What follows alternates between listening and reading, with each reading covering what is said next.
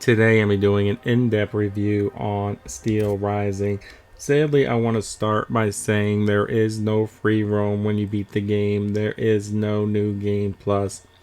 Now, this game is not going to be bad for a lot of people, and it's going to be bad for a lot of people. It's really going to come down to one thing.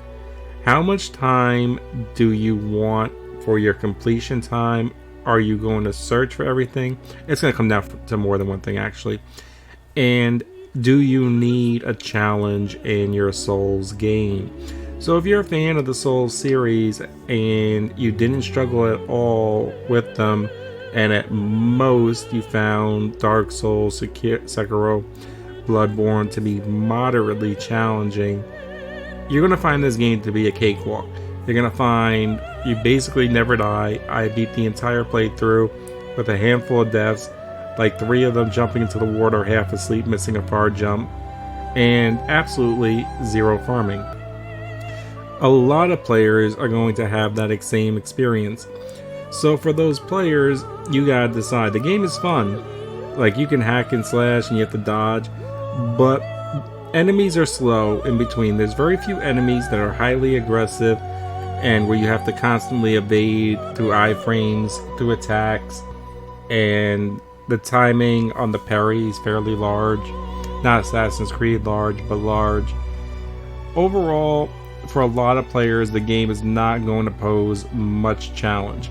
Now, if you want to find everything in the game, there's a lot of things to find. If you search everywhere, if you're one of those collectible dudes that gets everything, then you got like 30 hours, I'd probably say 30 to 40 hours to find everything it's going to take you. And that's if you don't get stuck on something for a day and a half. So you do have that. Also, there's really only 2 builds you can do for the game. You can go DPS, or you can go Elemental, and you can go Freeze or Flame. So, not very many build options. It is single play. At the moment, it's $50. For the right player, I feel that's reasonable. For most players, if you want to buy it, I would probably say wait for it to go on sale. I think I said my end game completion time was under 10 hours with no farming, but I also ran through at least the last third of the game plus with absolutely 0 searching. So I would say the average player is probably going to have a 12 to 15 hour completion time with moderate searching, and if you're searching for everything, 30 hours plus, which isn't bad. It's not bad considering a lot of games today, and the game is fun. It's just, if you're good at Souls games, you're going to find it incredibly easy.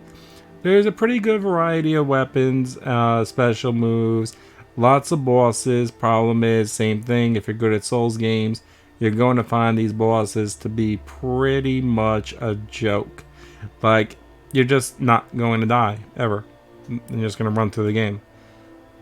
But other than that, the game was fun. It's a bug-free game, which is so nice to see with all these horrible launches, like launch after launch after launch.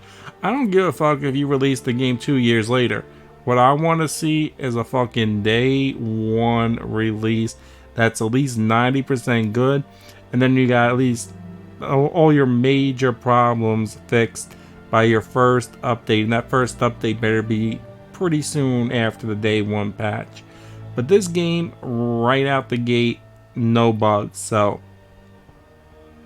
hats off to them for that. Like, that was big.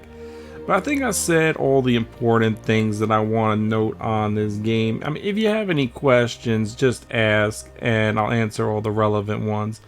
But if you're good at Souls games, like I said, it's just not that challenging. But the game was fun. I enjoyed myself. Would I have paid $50 again for it? Probably not, to be honest. I probably would have skipped over this one because personally, for me, just too easy. I was hoping for a lot more of a challenge, and I have other things to do. But I did enjoy the game. Like, the experience was fun. I might do a speed run, but I might not. And that's my review for Steelrising. I hope that helps.